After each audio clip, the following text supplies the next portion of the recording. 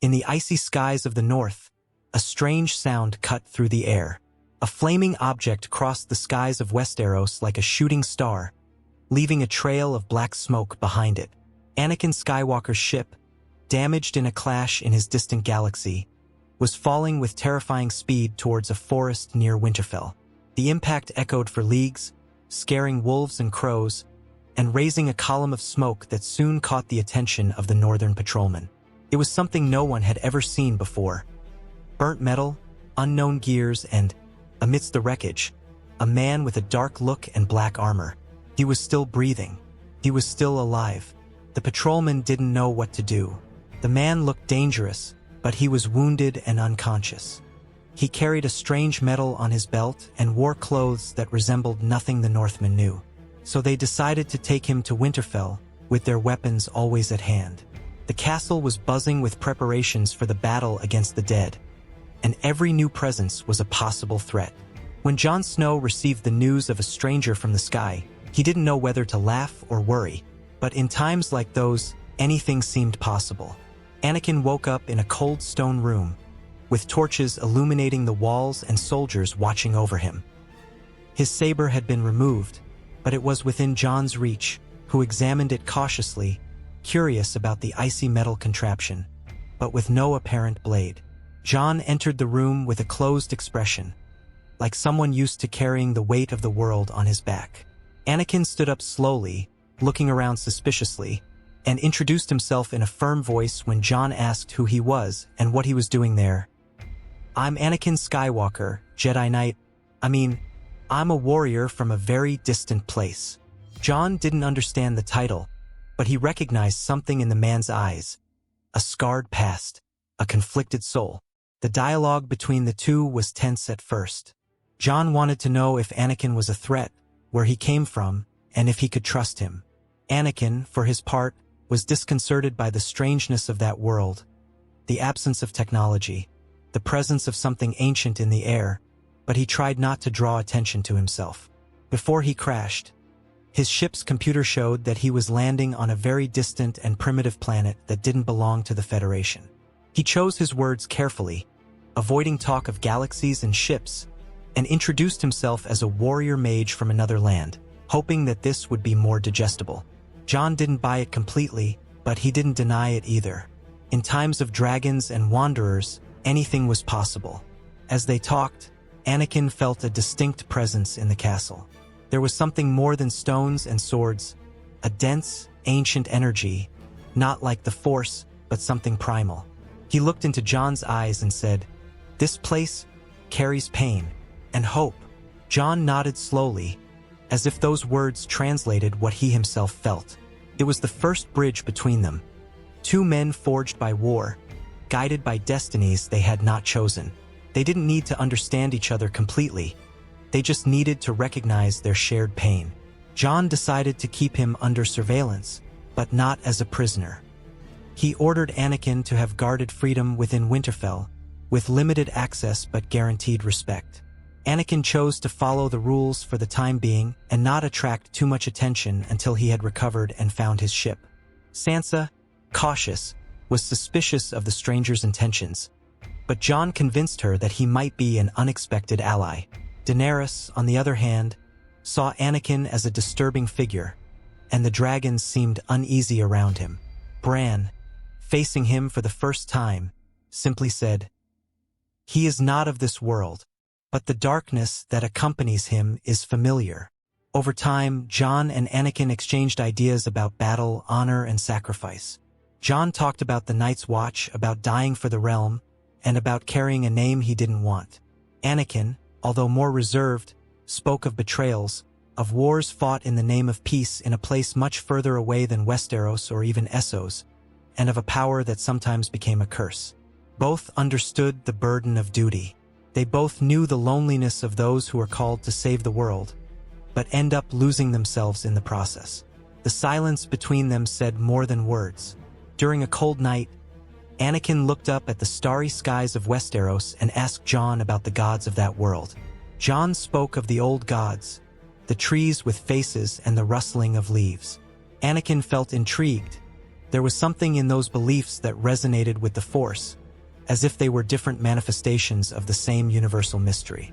The Force was everywhere, even in Westeros. Anakin meditated for the first time since his fall, and the wind blew through the branches in silent response. The relationship between the two men evolved. Anakin, still suspicious, began to sense that there was something noble in Jon Snow, specifically something that reminded him of Obi-Wan before the war. Jon, on the other hand, saw in Anakin a contained threat, a man who knew power but still resisted misusing it. Jon knew that Anakin had some secret power, but he was grateful that Anakin seemed to be on the same side as him. There was a silent respect between them, built not by words, but by survival and intuition. The North, used to judging quickly, watched, waiting for a slip-up. But it didn't come, and so Jon led Anakin to the top of the walls. Down below, the troops were lining up, the dragons were preparing, and darkness was approaching. "We will face death," Jon said, with the serenity of someone who has died before. Anakin took a deep breath, looking at the horizon. "I faced it before, but here it seems more real." It was true. On that icy, ancient world, even a Jedi could feel fear, but also hope. The arrival of Daenerys Targaryen did not go unnoticed. The roar of dragons tore through the Winterfell sky, causing soldiers to bow and children to run to the windows. Anakin looked up, fascinated. He had never seen creatures so primitive and yet so connected to the living force. They weren't just animals, they were manifestations of the raw power of creation, an echo of life in its purest and most untamed state. When Rhaegal and Drogon landed, the winds seemed to whisper something that only Anakin could hear. He slowly approached the wall, watching the two dragons with reverence. His Jedi instinct told him not to fear them, but to respect them. "They sense your presence," said a firm voice behind him. It was Daenerys. With her silver hair and the posture of a queen, she stared at him like someone looking at a piece off the board. "You're not from around here," she said. Anakin didn't look away. "And you don't belong to it entirely," he replied frankly. The silence between them was heavy, laden with past and possibilities. "I've heard that Jon trusts you, and that intrigues me," she began, walking down the steps towards him. Anakin stood his ground. "You intrigue me too. You don't need the Force to figure it out. It's in every step you take, in every word you try to control." She gave him a brief but cold smile. "The Force? Of course. Some would say I'm the definition of the word strength at the moment because of my dragons. You talk as if you know me." He moved a little closer. "I know the path you walk. I've walked it. I know how it ends." Daenerys, for the first time, flinched. Not from fear, but from being laid bare with such direct words. "You talk about control as if it were a weakness," she retorted. "But without control there is chaos. And chaos has reigned on this continent long enough." Anakin crossed his arms thoughtfully. "And what will you do when control isn't enough? When the pain is so great that the throne seems small in the face of what you've lost?" She didn't answer immediately. There was something in that man, a stifled anger, the same one she tried to bury every day. "I came to free people," she said more firmly. "And if I have to burn my enemies to do it, then so be it. Freedom has a price." Anakin looked at her sadly. "My master told me about someone who believed he was saving everything, but destroyed more with every step. And when he realized it, there was no one left to free. Only ashes." She stared at him, and for a brief moment, the air seemed to warm between them. It was as if the Force and the Targaryen blood were vibrating in an invisible tension, about to explode. "You judge me with eyes from another world," she whispered, "but you haven't experienced what I've experienced." Anakin took a step closer. "No, but I know the pain of losing a mother, the fury of being underestimated, the poison of feeling chosen and betrayed at the same time." She lowered her eyes for a moment. "Do you see me as a monster?" "I see you as a mirror," she replied. "And there is no mirror that shows only the beautiful." Daenerys felt the blow. It wasn't anger, it was truth, and it hurt more than she expected. They sat in the shadow of the sleeping dragon. No guards approached. It was as if an invisible barrier isolated them from the world. "What about you? What did you do with your anger?" she asked with sincere curiosity. "I let it consume me," said Anakin. "And before I knew it, I had become someone else." At that moment, Anakin remembered when he killed everyone in the Tusken camp, even the women and children. Daenerys bit her lips, uneasy. "And there's still a way back?" He took a deep breath. "My master said there's always a choice, but there isn't always time." She understood, perhaps not with her heart, but with her survival instinct. "Do you think I'll fail?" she asked, her voice low. For some reason, she needed to understand that man's opinion. "I think you can win, but at the expense of yourself." She raised her face in defiance. "What if I'm strong enough to carry it?" Anakin stood up, looking at the darkening sky. "Then you'll be the loneliest of all queens." Daenerys remained silent. For the first time, the idea of victory sounded bitter. And in her eyes, something shone. It wasn't tears. It was doubt.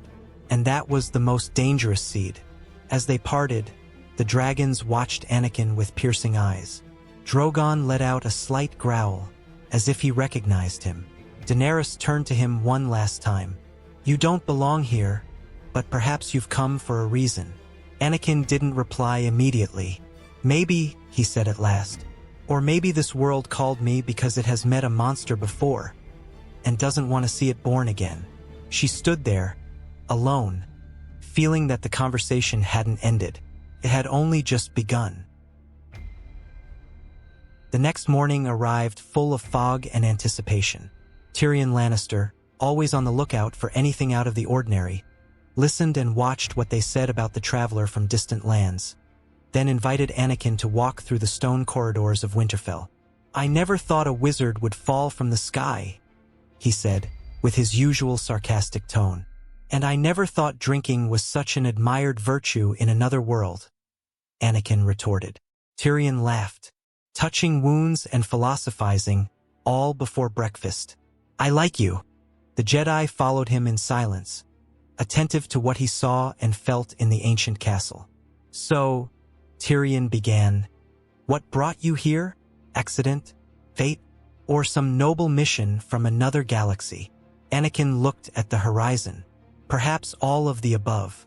Or maybe I'm running away from myself." Tyrion nodded thoughtfully. "Winterfell is a good place to run away from who you are. The darkness and the cold make you rethink even what seems solid." Anakin raised an eyebrow.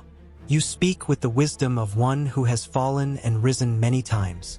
Tyrion smiled. "Or of one who has only learned to fall with more class." The conversation soon turned to denser topics. "Do you believe in just kingdoms?" asked Anakin. "I believe in trying, but justice here is shaped by who holds the sword or the throne." Tyrion took a sip of his wine. "And you, with your force? Is it fair?" "I heard it while I was talking to Jon and Daenerys." Anakin hesitated. "The force doesn't take sides, but those who use it do. And sometimes, when they believe they're doing good, that's when they cause the most pain." Tyrion nodded ruefully. "So we have that in common. Pretty words to justify ugly wars." Their walk was interrupted by a silent, intense presence. Arya Stark appeared in front of them, arms crossed, eyes fixed on Anakin. "You've been walking around here like you're a Stark," she said dryly. Tyrion held up his hands. "Ah, Arya, I thought you were training or lurking in the shadows." She ignored the comment and stared at Anakin. "I want to see what this wizard who fell from the sky is made of." Anakin smiled. "I'm not your enemy, but I can be your test," replied Arya. She was carrying a bow and some practice arrows. Tyrion stepped back with a mixture of admiration and curiosity, then took another long sip. "Here we go," he muttered. Arya was confident with the arrow and the bow, so Anakin decided to use exactly that against her. He walked about 10 paces away from her and turned his back. "If you want to test my powers, then shoot whenever and wherever you want." Tyrion stared in disbelief and tried to get them both to calm down. But Arya didn't take the provocation lightly. Don't blame me if you die here, you cheap wizard. Then she shot at the Jedi's right shoulder so as not to kill him. Anakin used the Force to sense and predict Stark's every move, and when the arrow came very close to his body, it stopped in the wind. Arya and Tyrion watched the arrow float through the air and break into two pieces with a slight movement of Anakin's hand. Trying not to go under, Arya threw him a practice sword, took another for herself and advanced without hesitation, her movements quick as a shadow. Anakin dodged lightly, his eyes always calm. When Arya attempted a final swing, the sword was gently knocked out of her hand by a subtle movement of the Force. She fell backwards, unhurt, just surprised. "What was that?" she gasped. "The wind? How did you do that?" Anakin merely returned the sword respectfully and smiled. Arya stood up slowly, looking at him with a new expression. "You beat me, but you didn't beat me completely." Anakin smiled. "That's good. Those who think they always win forget how to fall." Tyrion approached, clapping his hands. "Bravissimo, a duel between worlds.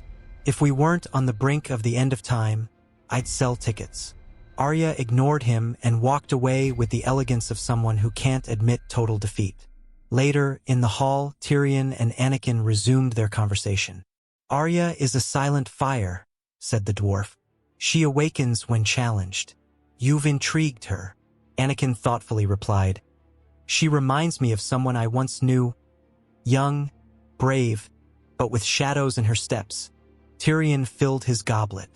"Winterfell is home to many shadows. Some shape us, others swallow us." Anakin looked at the fireplace. "The question is, what do we do with the shadows?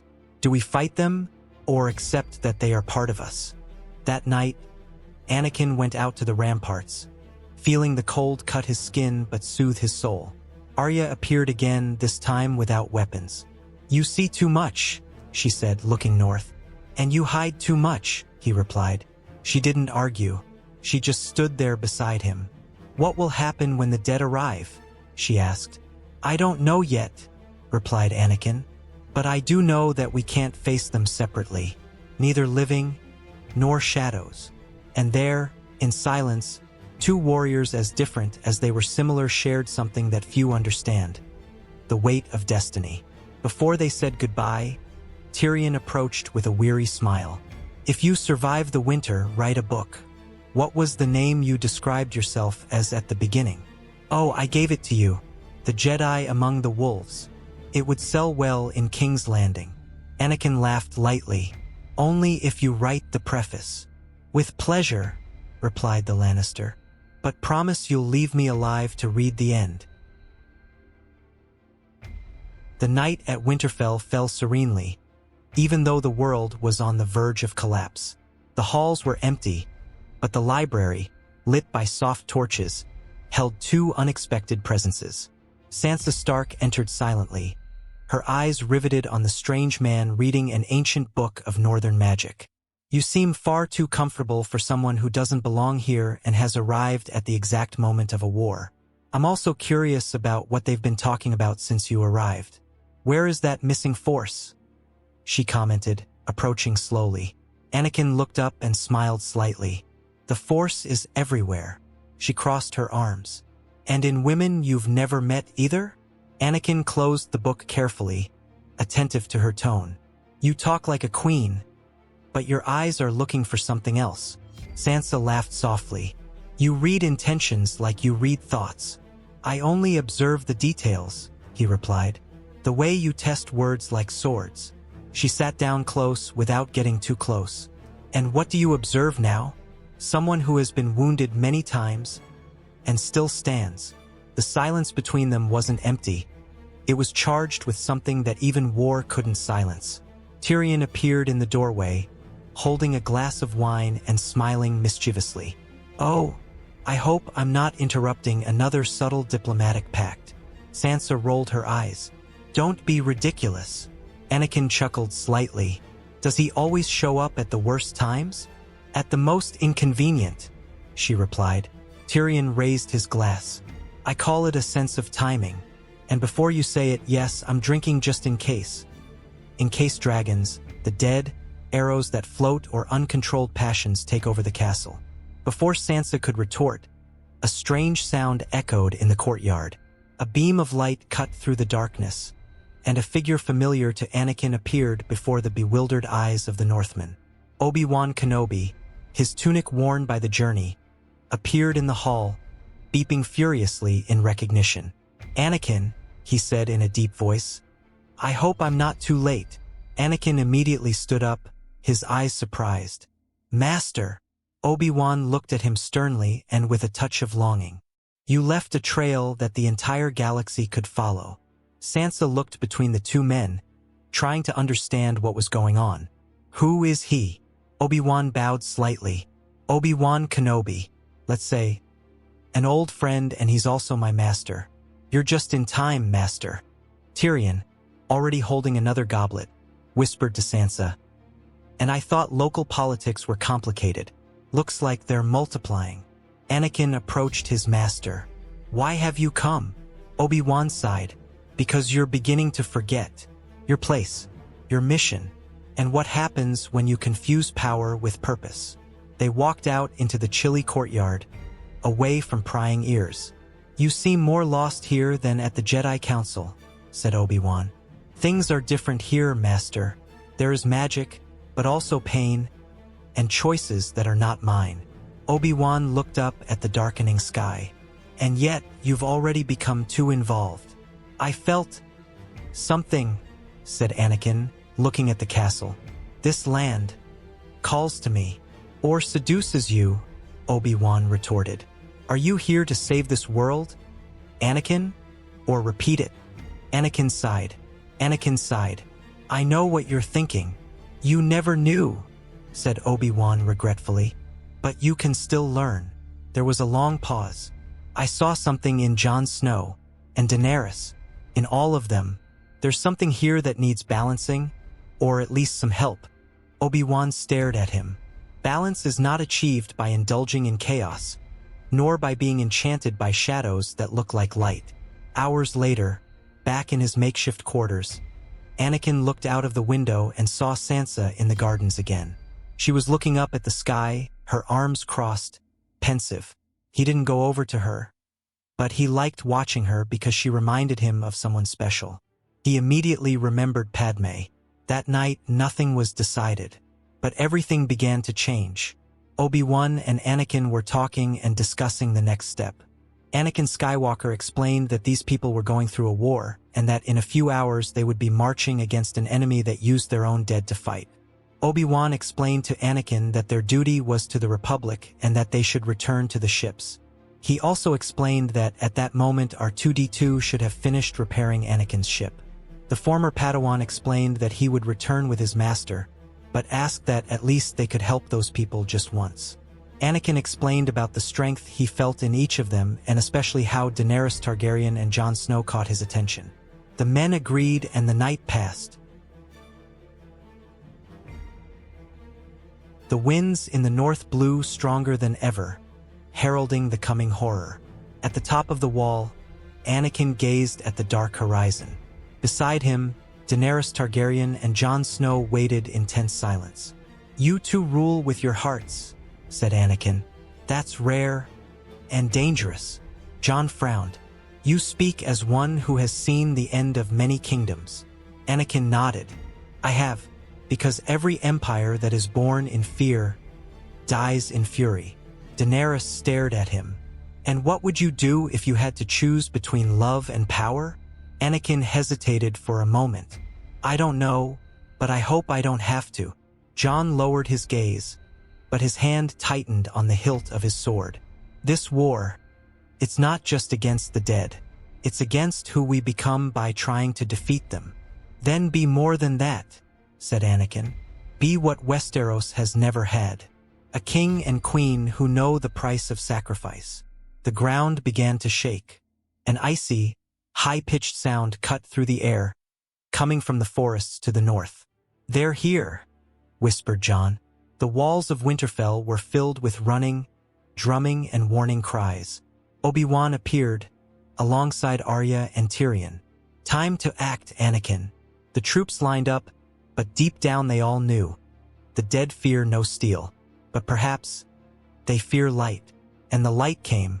When the White Wanderers advanced like a wave of ice and death, Anakin and Obi-Wan leapt forward, in front of everyone, even the Dothraki. Their sabers cut through the darkness with impossible precision, clearing a path between the enemies. The Force pushed, disarmed, crushed, a ballet of power never before seen in Westeros. Screams mixed with the sound of plasma blades. All the warriors in the distance saw the lights dance across the field, like two suns dueling against the night. So that's what he was doing? Jon Snow asked expressionlessly. The Night King watched in silence. His blue eyes seemed almost surprised. Slowly, he raised his arm and pulled out the black spear, similar to the one that had felled Viserion. With supernatural strength, he threw the weapon straight at the Jedi. The spear cut through the sky like a funeral thunderbolt. But Anakin closed his eyes and raised his hand. The spear stopped in midair, vibrating, frozen by the Force. Obi-Wan looked at him. That will never be forgotten by these people, Anakin. I hate it when you show off like that. We are altering the destiny of this primitive planet, said Obi-Wan, panting. And we have no right to. Anakin took a deep breath. Then the time has come. The two of them ran between the lines of undead, slashing and knocking down everything that tried to stop them. The lightsabers spun like storms of energy, opening a corridor to the ships waiting hidden in the hills. Arya saw them in the distance, eyes wide. They're made of light. That bastard had one more trick hidden, she muttered.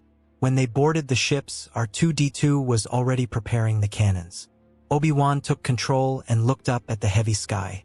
Let's give them a chance, said Anakin, while there was a frown on his face, and the skies exploded into fire. Bursts of energy swept over the Night King's dragon, which staggered through the air, its dead wings burning. On the ground, dozens of zombie soldiers were pulverized by the explosions of the energy cannons. Daenerys and Jon's army advanced with renewed force. The winds had changed. For the first time, there was hope.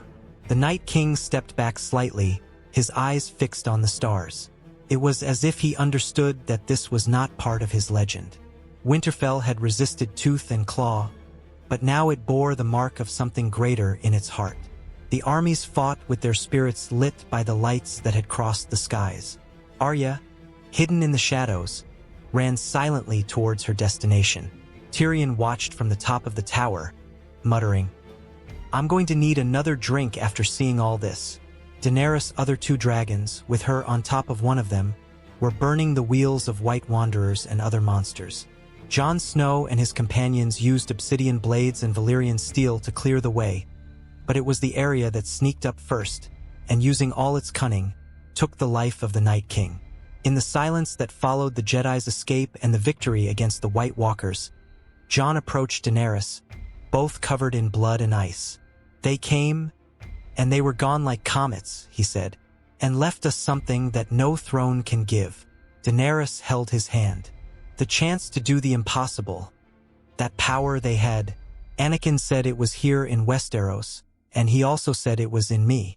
I want that power, Daenerys said, as her eyes took on a shade of yellow far removed from their natural color.